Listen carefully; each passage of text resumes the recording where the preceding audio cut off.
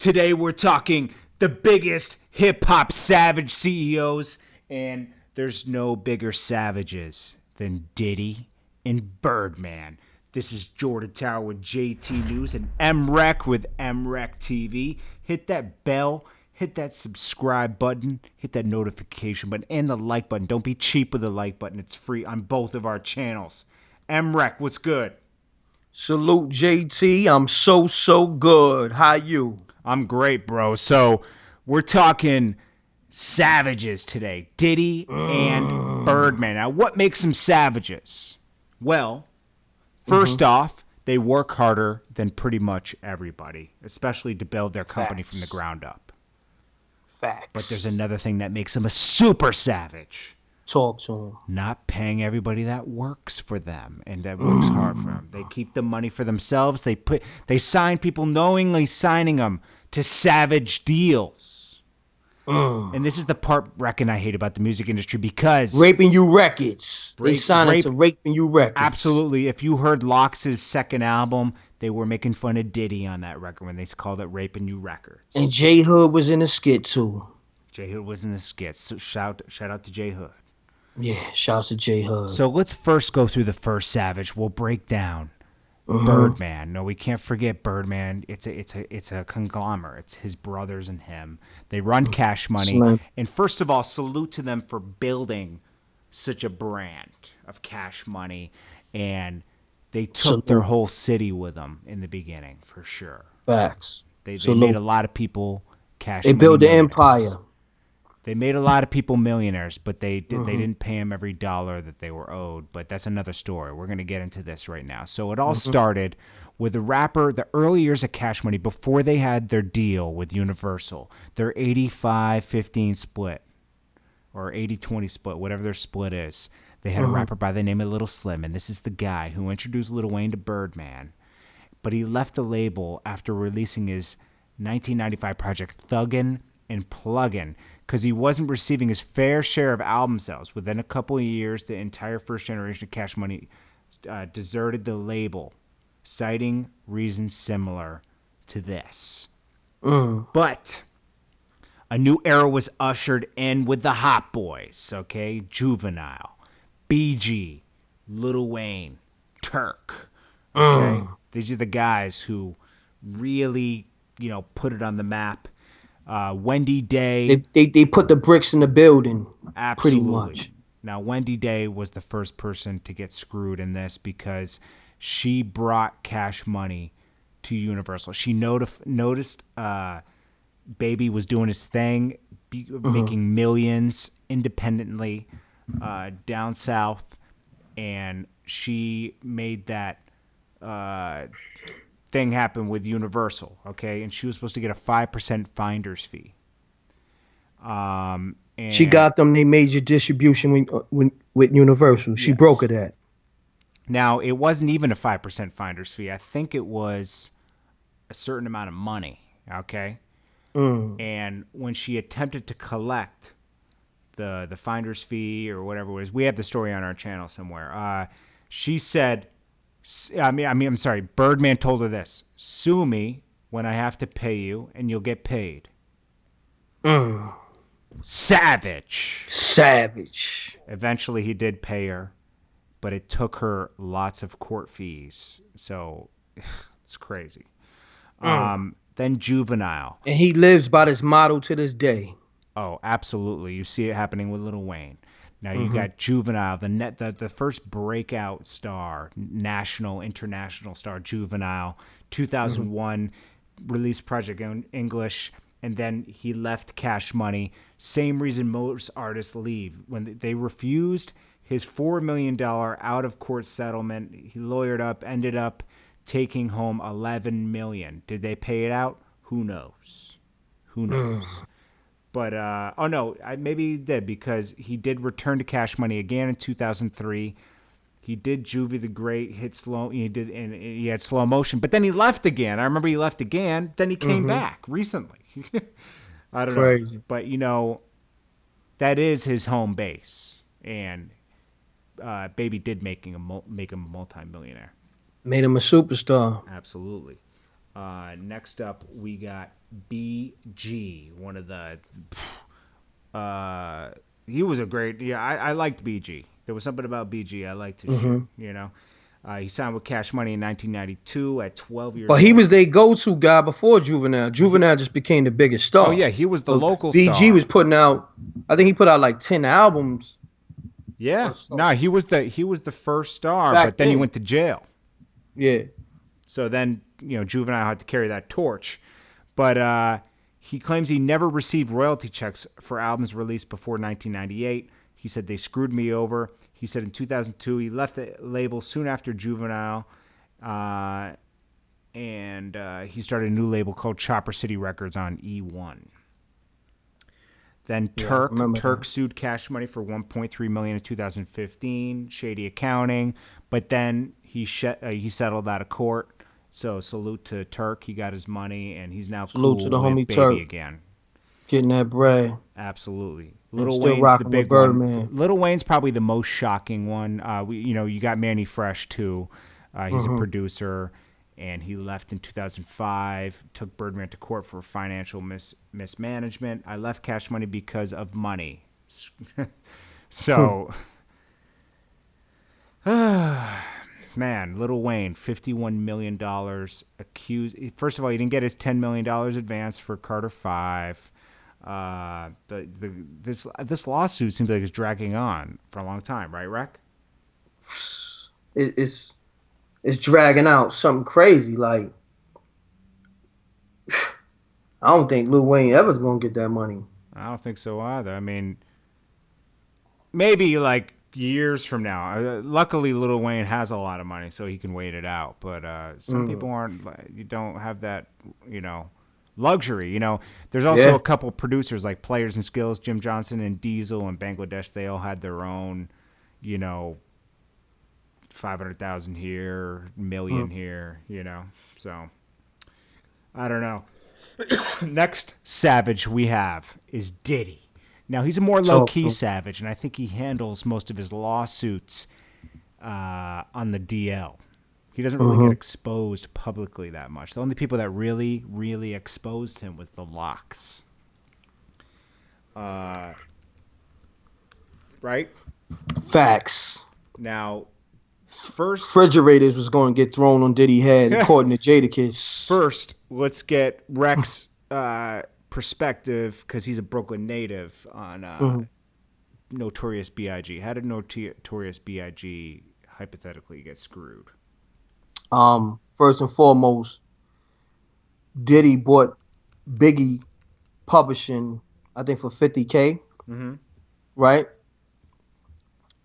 And then when Big sold some records, got some show money, he tried to buy it back from Puff. Puff tried to charge him anywhere between $2 mil and $3 mil. So I don't even know if Big bought his publishing back, because a short time after that, he passed away. He got murdered in L.A. Damn. And then, Big had the label with Diaz too. So all this was going on. He was trying to get his business right. And he put out Junior Mafia on Diaz / Atlantic Records. Shouts to Rivera. And he put out Cameron and Charlie Baltimore. Wow. But Big wasn't alive. But Big was one of the first Brooklyn artists that was signed to Puff that got raped for his publishing. I don't know what his deal was, but definitely got raped on the publishing. Then we got Craig Mack. I don't remember him having money woes, but he probably did, because he just stopped recording at one point, and it was probably because of money. Facts. Then you got Faith Evans. I never heard of her complaining. Did she?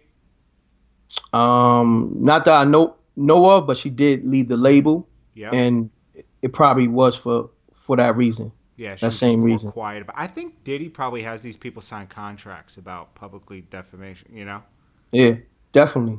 Because then after what happened with the Locks. Oh, he sued him? Nah, I mean, that situation, he probably didn't want that to happen with other artists. That's true. You're right. So he probably put a gag order in for everybody else. Now, the Locks' biggest problem was he had their publishing. Even when they got free and went over Yeah. to Rough Riders, he kept their publishing. Facts. And we all remember this infamous interview. We let y'all go, we keep it moving. But to get on there and portray like somebody gotta go and steal and rob and be shysted, y'all, that ain't really correct. You know what I'm saying? If first of all, I'm at my office right now. I'm always accessible. Y'all ain't gotta get on the radio and do certain tactics and do certain things to ever holler at me. Jadakiss, last time I saw you, I told you, let's get together, let's talk. You know what I'm saying? I told you I'm accessible. I said if anything don't come, if there's somebody standing in the way for you expressing yourself, if any of y'all expressing yourself, y'all can come get at me directly. You know what I'm saying? All that go in the refrigerator, you gonna kill, y'all ain't killing nobody, man. You know what I'm saying? We businessmen. We all mature adults here. All that right there, I'm at my office. Y'all can sit on this interview with her and talk as long as y'all want to talk about it. Or you can take the invitation I gave you before. But it's not even getting there because of your get on the radio, whatever tactics. I ain't your enemy. Dog, we just You need to bang like that on cats that's coming at you. I ain't your enemy. Just yesterday we got a note from your office saying you don't have no idea of none of this or none of nothing. Just yesterday, told us that. I see you at the show backstage. You said find out what it was. But don't sit here and portray like Puff took nothing from y'all. What is it then? What is it? What do you call it? If What it's do 10 you call years it? and What do you call it? Crazy. Office or do none of that 'cause we I mean, that was an infamous. It was classic though. Oh, it was the talk of the city. Facts. Diddy was officially the talk of the city that day. Been the talk of the city, but officially that day. Did he run the city, huh? Hey, that's what they say. Then we got I don't see Red Cafe dropping anymore. I haven't seen him. What about Los? He never. I don't even think he dropped the album on Bad Boy. I don't think he did, but he was definitely. Had maybe a few singles and ran around with Puff in the videos, dancing some videos and shit. He was doing his thing. Los, I know. You know what? Shouts to Red Cafe and all that. Shouts to Red Cafe. You know what's weird? Los never came out either. Yeah, King Los. But he be doing shit still. I mean, he's with Lola Monroe, right? Like they're still together. They got a baby. I think so. Yeah. So Lolo Monroe, I think. Yeah. She's a rapper too. I met her too. What about Carl Thomas, man? He had two. He put out, I think, records. one or two albums. 2 albums disappeared. The first album was Emotional or something like that. Black Rob, 1 or 2 Black albums. Rob. Gone. He put out 2 albums on Bad Boy. Mace, 2, 3 albums. I mean, he left himself. I mean, let's give Yeah, him he that. left, came back, became a pastor. Yeah. Mario Winans, 1 or 2 albums gone. Loon, 1 or 2 albums gone. G-Dep, 1 or 2 albums gone. Yeah. Shine. And it's funny, the people you naming, they all got locked up. Loon, Shine, Black Rob, Word. Then G-Dep. look at New Edition was on there. You got 8-Ball and MJG. I think they did a one-off though. I'm gonna be honest. They were too much veterans to, you know. Now, they was vets when they signed. Yeah. That was a dope album too. It was a lot of good records that came off That was a project. good album. Now Diddy does produce the shit out of your record. Oh yeah, let's not get it twisted. Birdman and Diddy are two of the best marketing geniuses in the game. Absolutely. They're gonna make you a superstar. Absolutely. But the price for that fame, You gotta sign your blood on that. you gotta sign your soul on that Good dotted line. Yo, like it's- literally, it's almost like take your selling soul out your chest, Word. put it Yo. on that paper in blood. Yo. I didn't know You dig? Foxy Brown was on Bad Boy too? For a Nah, little bit? never, Dude, that's a misprint. That's a misprint because I don't remember her ever being on Bad Boy. never. Yeah. That's definitely a misprint. That's got to be a misprint. But you know, G-Dep, he's in jail. Let's see. There's a lot of people that never just came out, but that's not his fault. I don't think. Remember Cherry Dennis, Yeah, she had a nice little Danity smoke Kane. record. Remember Danity Kane? Yeah. Day 26. They're quick. Most of his artists are out of here after 2 albums. 112. They did a few albums. They had money woes too. With the I think so. Yeah. They never voiced out publicly Yes, about they it. did on the Breakfast Club recently. Oh, they did? Recently? Recently, they talked about it. Oh, see, I didn't see that interview. I'm out the loop. I gotta get in the loop of that. Yeah, that was a good one. Yeah, man. So these guys are savages because they're savages with creativity, marketing, but they're also, and they're savages of making something out of nothing. But they're also savages where you're gonna pay if you want to be down with the team. You're gonna pay with your soul. Yeah, French Montana's on there too, but I think he has a weird deal. Yeah. It's like a multi-deal. See, French, he don't mind paying for a soul because he want the fame anyway. You know what I mean? He gonna get to the money. See, French, he's a hustler. He know how to get to the money. But French, he's okay with. He'll take a loss on one thing and take a huge win on another thing. He's okay with those Diddy type deals. Yeah, he'll balance it out. Yeah, he a hustler. He know how to get to it. Shout out to French. You know what I mean? Shout out to French. You got to give him that. Yeah. But anyways, these are hip hop's biggest savage CEOs. Anything else to add, Rec?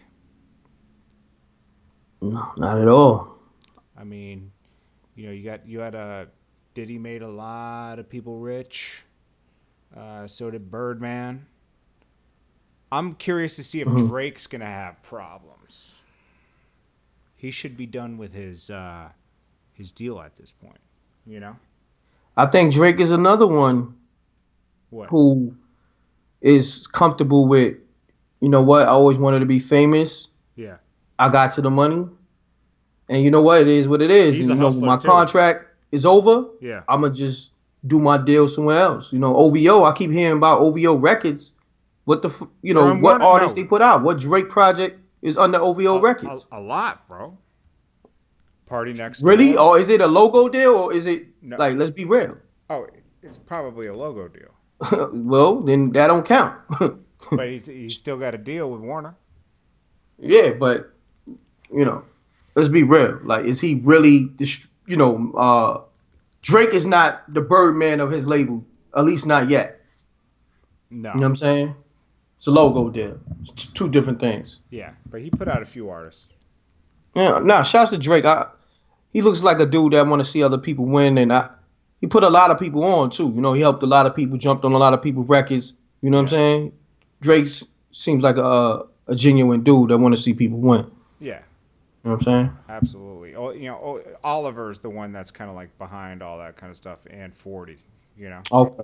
It's called Shouts to Oliver and 40. Yeah, the artists they got is Party Next Door, Majid Jordan, O'Brien, Roy Woods, DVSN. DVSN's big, bro. I Love McConan, Plaka Not Nice, and Plaza. Yeah. Anyways, guys, we'll check you guys on the next loop. We appreciate you guys tuning in to us. Hit that bell, hit that subscribe button, and if you want to run ads on the channel, it's Jordan Tower Media at Whoa. Spooky over here. Very. Hit that bell, hit that subscribe button on both of our channels. We'll appreciate you guys, and we'll check you on the next one. Peace.